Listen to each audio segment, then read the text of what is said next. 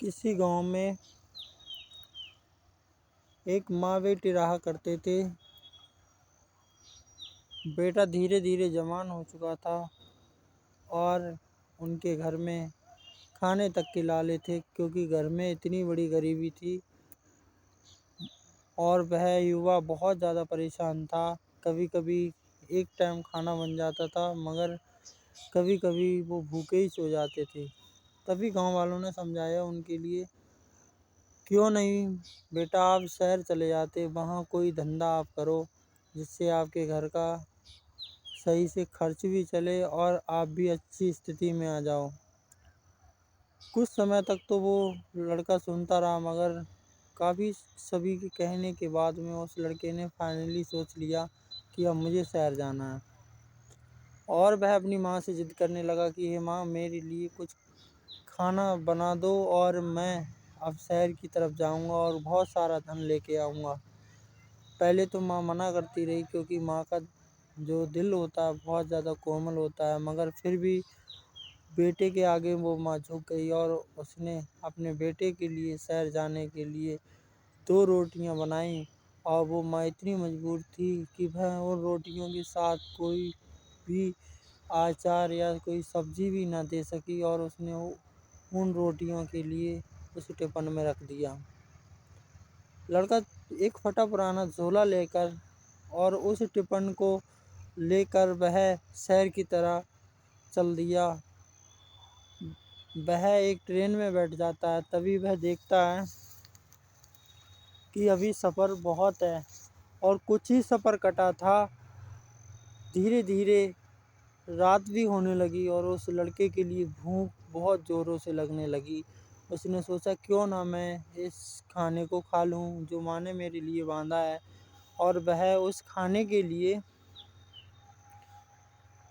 निकालता है, तभी वो देखता है कि टिफ़िन में सूखी रोटियां हैं जो माँ ने मेरे लिए बांधी हैं।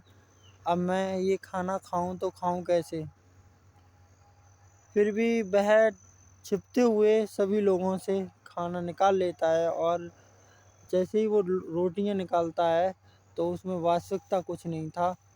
और उसने धीरे से एक और तोड़ा और टिफ़िन के अंदर ले गया और उसे खाने लगा।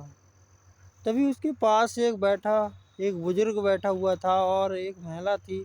उन्होंने कहा कि बेटा, तुम ये रोटियां क्यों इस तरीके से खा रहे हो, जब तुम्हारे पास सब्जी नहीं है तो क्यों ना इस रोटी को एक बार में निकाल के आप खा लो।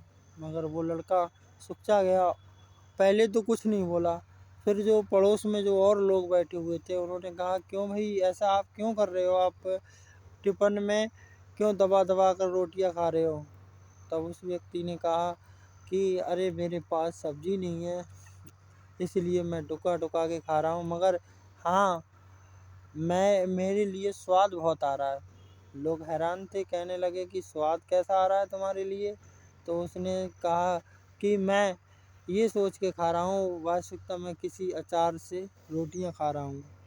लोग हैरान हो गए और चुपचाप एक सामान उसी ट्रेन में बैठे हुए थे तो कहने लगे कि अरे मूर्ख, जब तुझे अचार को सोचकर तू रोटी खा रहा है और तू सोच रहा है कि मुझे अचार का स्वाद आ रहा है, तो क्यों ना तू ये सोच के रोटी खाए कि मैं शाही पनीर खा रहा हूँ या और कुछ खा रहा हूँ, बहुत ज़्यादा व्यंजन खा रहा हूँ, तो उनका भी स्वाद ले ले।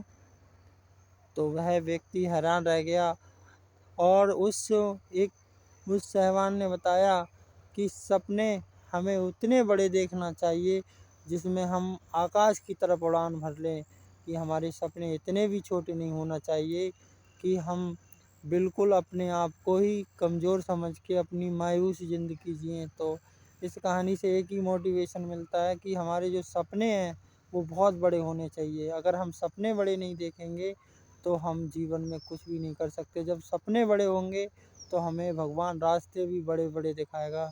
इसलिए अपने रास्ते स्वयं चुनिए और सपनों की तरफ भागिए।